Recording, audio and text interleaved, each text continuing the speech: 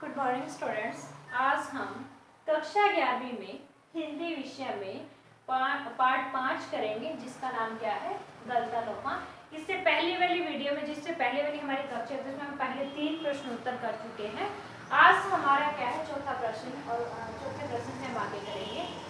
अगर इससे पहले क्या हुआ था, इससे पहले हमने कौन से प्रश्न किए थे, उसको जानने के लिए, उसको समझने के लिए आपको इससे पहले वाली वीडियो देखनी पड़ेगी। आप आगे जानना चाहते हैं कि जो लेखक वो हमसे कैसे क्वेश्चन पुट करेंगे, कैसे क्वेश्चन से पूछते हैं। जैसे कि हमने जो इससे पहले वाली वीडियो थी, मैं इसमें बताया था कि जो मोहन है वो गांव में उसका जो जीवन होता है वो बिल्कुल अलग होता है। वो गांव में एक अच्छा इंटेलिजेंट, एक पढ़ने वाला बच्चा होता है, लेकिन जैसे वो शहर में जाता है तो उसका जीवन जो वो एकदम से बदल जाता है। वहां पर जाने के बाद उसका जीवन किस तरह का होता है, किस तरीके से वो बदल जाता है, यही आज के हम प्रश्न उत्तर में पढ़ेंगे। कि वहां पे क्या होता है कि वहां पे जो रमेश नाम का जो व्यक्ति उसको लेकर जाता है, तो उसके दिमाग में क्या डाल देता है कि आप जितना मर्जी पढ़ लो, आपको नौकरी नहीं मिलेगी। क्योंकि वो क्या कहते हैं कि MA BEd करे हुए भी लोग क्या है, घर पर बैठे हैं, वो बेरोजगार हैं, तो नौकरी नहीं मिलेगी। तो उसको कहीं ना कहीं वो क्या है, उसको डिमोटिवेट कर देते हैं कि जो क्या है, पढ़ाई करने से कुछ नहीं होगा। इससे अच्छा कि तुम ऐसा कुछ काम सीखो जिससे कि तुम अपने पैरों पर खड़े हो सको, जिससे कि तुम अपना खुद का कोई काम कर सको और पैसे कमा सको। तो थोड़ा सा हमने पहले वाली कक्षा में गए उसके बारे में हमने पढ़ा। तो अब हम अपने आगे प्रश्न उत्तर करते हैं। हमारा जो चौथा प्रश्न है वो क्या है, मोहन के लखनऊ आने के बाद के समय को लेखक ने उसके जीवन का एक नया अध्याय क्यों कहा है। अब यहाँ पे जो लेखक है हमसे क्या पूछना चाहता है कि मोहन के लखनऊ आने के बाद, कि जब गांव से मोहन लखनऊ आ गया, लखनऊ आने के बाद उसका जो जीवन था, उसकी जो जिंदगी थी, वो कैसे बदल गई। जो डेली का उसका रूटीन था, जो डेली का उसका काम करने का तरीका था, वो कैसे बदल गया। जो लेखक है वो हमसे ये प्रश्न पूछना चाहता है कि एक नया जीवन किस तरीके से जो स्टार्ट हुआ, किस तरह से उसका शुरू हुआ। आइए हम इसका उत्तर करते हैं। मोहन के लखनऊ आने के बाद को लेखक ने उसके जीवन के एक नया अध्याय इसलिए कहा है क्योंकि वह एक देहात के वातावरण से निकलकर शहर के वातावरण में आ गया था। अब यहाँ पे लेखक क्या है, वो क्या कहता है कि मोहन जब गांव से शहर में गया, लखनऊ में गया, वहां जाकर क्या था, उसका जो जीवन था उसको एक नई दिशा मिल गई थी। कि जो गांव में उसका जो जीवन था वो अलग था, और शहर में जब वो गया, लखनऊ में जब वो गया, तो उसका जीवन एकदम से बदल गया, एकदम से चेंज हो गया। तो किस प्रकार से बदला था, यहाँ पे वो क्या कहते हैं कि क्योंकि वह देहात के वातावरण से निकलकर वो कहता है कि जो मोहन था एक देहात के में से गांव के वातावरण में वो रहता था, गांव में वो रहता था। आपने देखोगा कि जो शहर का जो वातावरण होता है वो गांव के वातावरण से एकदम से अलग होता है। तो वो कहते हैं कि गांव के वातावरण से जैसे वो निकल कर गया शहर के वातावरण में, तो कहीं ना कहीं उसका जो जीवन था वो एकदम से बदल गया। क्योंकि जो वातावरण था कहीं ना कहीं वो भी बच्चे के ऊपर बहुत ज्यादा फर्क डालता है कि वहां का वातावरण कैसा है, क्या वो उसमें अपने आप को सहज महसूस करता है या नहीं करता। उसके बाद वो कहते हैं माँ बाप से बिछुड़ने पर वह सहमा हुआ था। कि जब मोहन अपने माता पिता को गांव में छोड़कर वो शहर में चला जाता और वहां पर उसके साथ अच्छा व्यवहार नहीं किया जाता, उसको अच्छे से रहने के लिए कोई जगह नहीं दी जाती, खाने के लिए नहीं अच्छे से भोजन दिया जाता, और उससे दिन भर सारा काम करवाया जाता, तो कहीं ना कहीं क्या होता है उस समय। वैसे तो आप लोगों नॉर्मली बात है कि सिंपल सी बात है कि अगर आप अपने घर से दूर चले जाते, अपने मम्मी पापा से दूर चले जाते, तो आपको वैसे अपने घर की याद आनी शुरू हो जाती है। और मोहन तो वहां पे क्या था, बहुत ज्यादा परेशान था, क्योंकि उसको एकदम का जो उसका वातावरण था एकदम से बदल चुका था। तो कहीं ना कहीं वो क्या था, अपने माता और पिता से बिछुड़ने का, मीन्स अपने माता और पिता से अलग होने से वो क्या था, बहुत ज्यादा दुखी हो गया था। वहां उससे घर के कामों के साथ साथ बाजार के भी काम करवाए जाने लगे। अब वहां पे क्या था कि जो मोहन था घर पे अपने घर पे कोई काम नहीं करता था। उसके पिता क्या चाहते थे कि पढ़ लिख कर एक बड़ा इंसान बन जाए, अच्छी नौकरी पर ये लग जाए। लेकिन जैसे ही वो रमेश के घर गया, रमेश के घर पे क्या हुआ कि उसको बोला गया कि आपने घर के काम भी करने हैं, जैसे कि बर्तन साफ करना, झाड़ू लगाना, पोछे लगाना, वे जो काम होते हैं घर के। तो वहां पे क्या था, करवाए जाने लगे और घर के साथ साथ बाजार के भी काम करवाए जाने लगे कि अगर बाजार से कोई भी चीज लानी है, मार्केट से कोई भी चीज लानी है तो मोहन को ही भेजा जाता था कि आपने ये चीज मार्केट से जाकर लेकर आनी है। उसके बाद वो क्या कहते हैं, यहाँ तक कि मोहल्ले की औरतें भी अपने काम काज में हाथ बटाने के लिए उसे बुलाने लगी थी कि उसको रमेश के घर का काम तो करना ही पड़ता था, लेकिन मोहल्ले की औरतें कि जो आसपास के जो रमेश के घर के जो कॉलोनी के आसपास के जो घर थे, उसके घर के एरिया में जो भी घर रहते थे वहां पे जो औरतें रहते थी, मीन्स वहां पे जो परिवार रहते थे, उन परिवारों की औरतें भी, वहां उस मोहल्ले की औरतें भी क्या करती थी, मोहन को अपने पास बुलाती थी, उसको कहती थी कि हमारे जो घर का काम है, हमारे घर के काम करने में हमारी आप मदद कर दीजिए।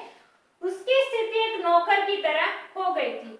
अब आपने देखा होगा कि जो इतना सारा काम करेगा कि घर के कुछ काम होते हैं जो सिर्फ औरतें करती हैं और कुछ काम आजकल वैसे भी है कि जो अगर घर में इंसान है तो बांटकर भी काम कर लेते हैं, लेकिन एक बच्चा जो पढ़ने के लिए गया है, अपने भविष्य को संवारने के लिए शहर में गया है, उसके पिता ने उसको भविष्य को अच्छा बनाने के लिए शहर में भेजा है, लेकिन उसको वैसा ही वातावरण ना देकर उसे क्या किया, उसको घर का काम करवाना शुरू कर दिया। कहीं ना कहीं जो उसका एक उद्देश्य था कि उसने पढ़ लिख कर एक बड़ा इंसान बनना है, उस उद्देश्य से उसको बहुत ज्यादा पीछे हटा दिया गया। उसको ऐसा वातावरण नहीं दिया गया जिससे क्या है वो अपनी पढ़ाई को अच्छे तरीके से कर सके। अगर वो सारा दिन काम भी करेगा और पढ़ेगा भी तो क्या होगा, अगर इंसान किसी काम में डेली जो काम करता है उसको पढ़ने में इंटरेस्ट, अगर उसको पढ़ाई में के लिए समय कम मिल रहा है तो पढ़ना छोड़ देगा और दूसरे कामों में उसका मन ज्यादा लग जाएगा। तो ये था हमारा चौथा प्रश्न। अब आगे हम करते हैं अपना पांचवा प्रश्न। वो क्या है, मास्टर त्रिलोक सिंह के किस कथन को लेखक ने जुबान के चाबुक कहा है और क्यों? अब आपने पाठ पढ़ा, मैंने आपको बताया कि जो लेखक जो था मोहन था, उनके जो मास्टर जी थे वो कौन थे, त्रिलोक सिंह।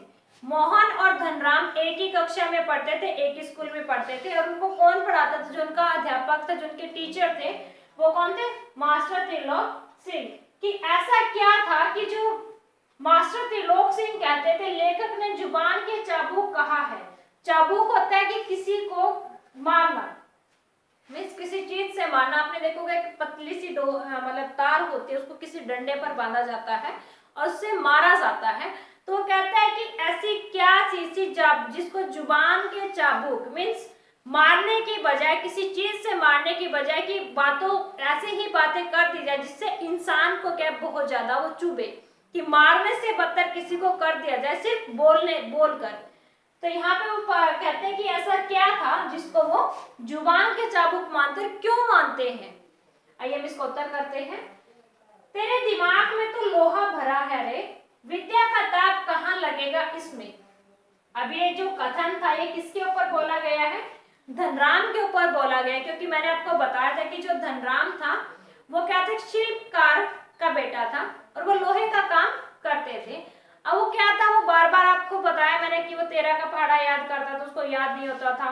तो ये सब चीजें जब वो नहीं कुछ सुनाता था तो जो त्रिलोक सिंह थे, उनके जो अध्यापक थे, वो धनराम को क्या कहते थे कि तेरे दिमाग में तो लोहा भरा है, कि तुम तो लोहे का काम करते हो और तेरे दिमाग में भी क्या है, यहाँ पर लोहा भरा हुआ है।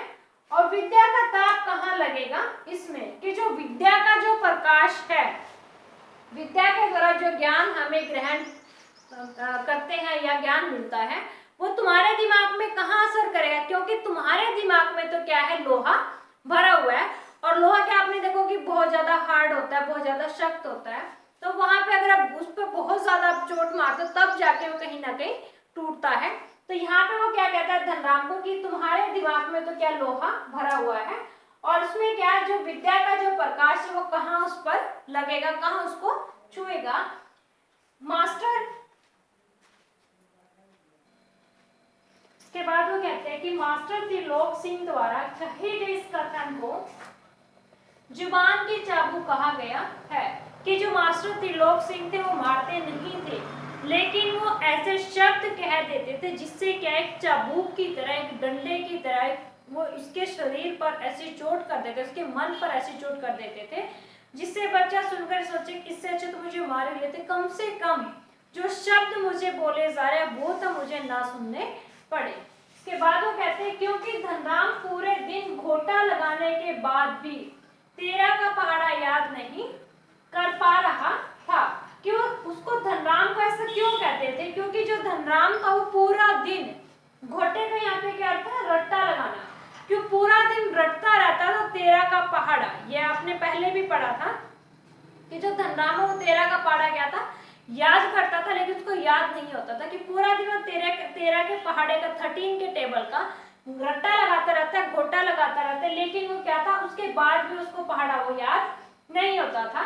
उसके बाद कहते हैं उनका इशारा धनराम के परिवार द्वारा अपनाए गए व्यवसाय विशेष की ओर भी था। अब यहाँ पे वो क्या कहते हैं कि जो धनराम है उसका जो परिवार था वो क्या था? लोहे का काम करता था, कि जो उसके परिवार ने लोहे के काम को अपनाया था, लोहे का काम वो करते थे, उनका व्यवसाय में जो भी वो कार्य करते हैं, कि जो मास्टर त्रिलोक सिंह थे कहीं ना कहीं क्या था उसके परिवार के ऊपर भी कटाक्ष करते थे, उसके जो परिवार जो काम करता था उनकी ओर भी वो व्यंग करते थे कि जब आपका परिवार ही आपसे लोहे का काम करवाएगा तो आपको समझ क्या आएगा। जैसे कि आपने यहाँ देखा कि और शब्द आया है, इस और का अर्थ क्या होता है? और की तरफ। इसका अर्थ क्या होता है? की तरफ। ये हमारा जो ये और होता है ये आता है हमारे जब दो हम वाक्यों को जोड़ते हैं तब हमारा क्या आता है? ये वाला और आता है। अगर ये है हमारा और तो यहाँ पे क्या अर्थ इसका क्या होता है? की ओर, मीन्स वो किसी की ओर इशारा करेगी की तरफ। जैसे कि मैं आपको कहूँ कि मोहन घर की ओर जा रहा है, या मैं ये कहूँ आपको कि मोहन घर की तरफ जा रहा है, या हम की तरफ वहां पे शब्द यूज करें या फिर हम और शब्द यूज करें, लेकिन दोनों का अर्थ क्या होगा? एक ही होगा। तो उसके बाद हमारा जो है नेक्स्ट क्वेश्चन है वो कौन सा है? छठा, कि गांव और शहर दोनों जगहों पर चलने वाले मोहन के जीवन संघर्ष में क्या फर्क है? अब वो हमसे जो लेखक वो हमसे प्रश्न पूछ रहा है कि गांव में उसका जीवन कैसा था और शहर में उसका जीवन कैसा था। तो उन दोनों के बीच में जो भी संघर्ष था, कि जो भी फर्क था कि गांव में उसने कितनी मेहनत की, गांव में उसका रुतबा कैसा, तो शहर में जाने के बाद उसका जीवन कैसा हो गया। तो आइए हम इसका उत्तर करते हैं। गांव के खुले वातावरण ने मोहन को कुशाग्र बुद्धि वाला बना दिया था। क्या आपने देखोगे कि गांव में खुला माहौल होता है कि कहीं पर भी जाओ, किसी से बातें करो, किसी के पास बैठो, तो ये जो चीज थी, जो ये वातावरण था, उसने क्या था? मोहन को एक जो इंटेलिजेंट स्टूडेंट होता है, एक होनहार बच्चा जिसको हम कह सकते हैं, वो बना दिया था। उसके बाद वो कहते हैं वहां के वातावरण में घुले मिले होने के कारण वह पढ़ाई में बहुत अच्छा था, कि जहां पर वो बचपन से रह रहा था वहां पे क्या था? उसके लिए सब कुछ नॉर्मल था, सब कुछ इजी था। वहां पे वो रहता था तो लोगों से मिलता भी था, क्योंकि जो भी उसके आसपास के जो लोग थे सभी को पहचानता था, सभी को वो जानता था। तो क्या थे वो सभी क्या थे? उस ऐसे माहौल में जब बच्चा पढ़ेगा जहाँ पर वो खुद को कंफर्टेबल फील करे, खुद को सहज महसूस करे, तो वहां पे क्या होगा? वो अपनी पढ़ाई अच्छी से कर पाएगा। उसके बाद वो कहते हैं वहां सभी उसके परिचित थे, परिचित में जिसको हम जानते हैं। तो वहां पे वो कहते हैं कि जो गांव का वातावरण था, जो गांव था, वहां पर क्या थे? मोहन के सभी जान पहचान के लोग थे जिनको वो जानता था। अतः किसी प्रकार की कोई कठिनाई नहीं आती थी, कि जब वो गांव में रहता था तो उसको किसी भी प्रकार की कोई भी दिक्कत नहीं आती थी, कोई भी कठिनाई नहीं आती थी, कोई भी मुश्किल नहीं आती थी, चाहे उसको कोई भी दिक्कत क्यों ना हो, लेकिन कहीं ना कहीं उसका जो हल था वो निकल जाता था। उसके बाद वो कहते हैं शहर का वातावरण उसके लिए पूरी तरह से नया था, कि जो बच्चा खुले माहौल में रहा हो और जिसने अपने आसपास जान पहचान के लोगों को देखा हो और एकदम से शहर में चला जाए तो वहां पे क्या था? जो उसके लिए जो वातावरण था, वहां का जो एटमॉस्फेयर तो एकदम से बदल गया था, एकदम से चेंज हो गया था। उसका जीवन एक सीमा में बंद कर रह गया था कि जो मोहन था वो क्या था, गांव में खुले में रहता था कि किसी के पास भी गए, किसी के पास भी बैठे, किसी के पास भी खेले, किसी से भी बातें की। लेकिन शहर में क्या होता है, सिर्फ अपने घर में रहना, कि वहां नहीं जाना, क्योंकि उन लोगों को एक दूसरे से इतना मतलब नहीं होता। तो वो क्या कहते हैं कि जो उसका जीवन था कहीं ना कहीं एक बाउंड्री में, एक सीमा में, एक बंधन में बंद कर रह गया कि आपने वहां नहीं जाना, आपने ये नहीं करना, आपने वो नहीं करना। उसके ऊपर बहुत सारी पाबंदिशें लगाएगी, बहुत सारे उस पर नियम बताए गए कि आपने नियमों का पालन करना है। उसके बाद वो कहते हैं उससे रात दिन काम करने के कारण वह पढ़ाई में अपनी विशेष पहचान नहीं बना पाया।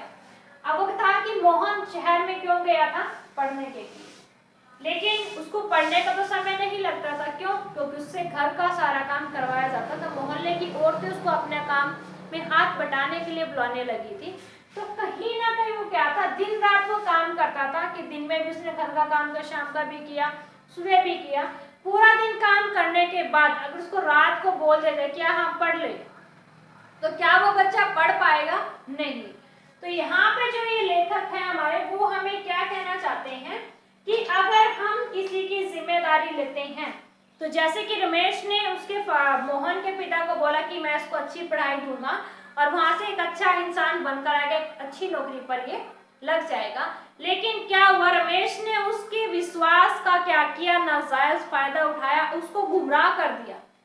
अगर वो कह देता कि नहीं मैं इस तरीके से नहीं रखूंगा या मैं अपने पास रखूंगा तो आपको कुछ पैसे देने पड़ेंगे, क्योंकि उसको लगता था कि मैंने फ्री में इसको रखना है और कहीं ना कहीं क्या है, मैं इसको अच्छा इंसान नहीं बनाऊंगा, क्योंकि मैं किसको फ्री का मतलब जो पढ़ाई पे भी मैं खर्च करूँ, रहने पे भी मैं खर्च करूँ, खाने पे मैं खर्च करूँ, तो कहीं ना कहीं ये सब चीजें क्या है, ये व्यर्थ है। अगर आप किसी से कुछ भी मदद करने की कोशिश करते तो आप उससे दिल से करो, अगर आप नहीं कर सकते तो उसको आप मना कर दो कि नहीं मैं ये काम नहीं कर सकता। तो ये था हमारा पार्ट। अगर आपको ये अच्छा लगा अपने दोस्तों के साथ इसको शेयर कीजिए, लाइक कीजिए, कमेंट कीजिए और